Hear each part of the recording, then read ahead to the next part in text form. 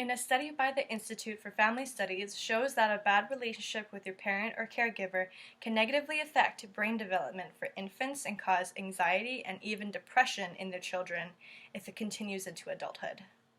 Hello, my name is Amber Kono, and today I will be talking about the harmful effects of hurtful communication between parents and children. And hopefully by the end of this presentation, you will have a better understanding of how these hurtful communications can be looked at and resolved.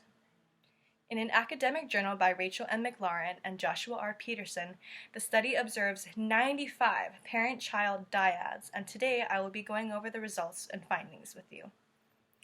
The journal is titled, Relational Communication and Understanding in the Conversations About Hurtful Events Between Parents and Adolescents.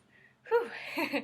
There are two vocabulary words in the study that I'd like to go over now so that everyone can understand the article better later. The first of which is RFT, or Relational Framing Theory, where people interpret the relational meaning of messages as relevant to either dominance and submissiveness, or the degree of influence between communicators. The second of which is going to be EA, Empathic Accuracy, which is the fancy way of saying you can measure the understanding of another person's thoughts and feelings. Now that we've gone over the necessary vocabulary, I can explain the complications of my topic. Hurtful communication is a super complicated concept because senders and receivers can disagree about the intentions, the motivations, and even the appropriateness of the message. Like, was the message accidental or on purpose? What is the nature of the relationship between sender and receiver, and how will that affect the impact? Managing our reactions to hurtful communication can mean the difference between saving and severing the relationship. So at the heart of the study, the first hypothesis shows how the severity of hurt affects family members' understanding when discussing the hurtful event, and the second being to examine the inherent ambiguity of communication and how it affects understanding. After reading through the journal, the study found evidence that both the severity of a hurtful event and discrepancies in perceptions of disaffiliation are contributing factors to the lack of perceived understanding, mainly with regard to the conversations focused on the adolescent's hurtful incidences. The study also highlights the difficulty that parents and adolescents have in understanding one another's immediate thoughts and feelings.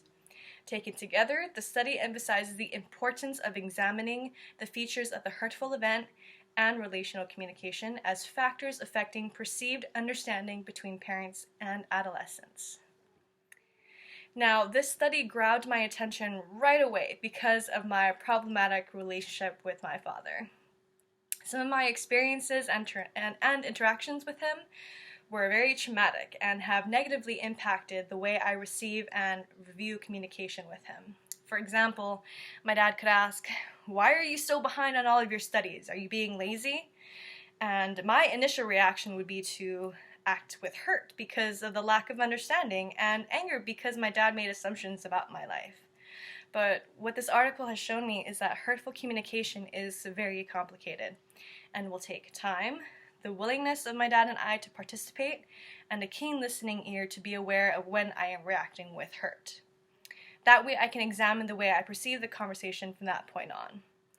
We are both very quick to feel and slow to understand the why. So the biggest key is perception and how we can change it so we both get what we want out of the relationship. So the next time I hear, "Why are you so behind on your responsibilities? Are you just being lazy?"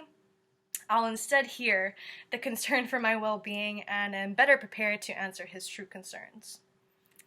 So, if we can persevere and have that perspective even in our most hurtful communications, then we can resolve issues before they even become a hurtful effect in our children. I summarized a very long and thorough study, and the most important information that I got by going over the results of the test was that no matter the strength of the relationship between parent and child, no matter how bad the hurtful event was, the end results were always varying degrees of communication improvement.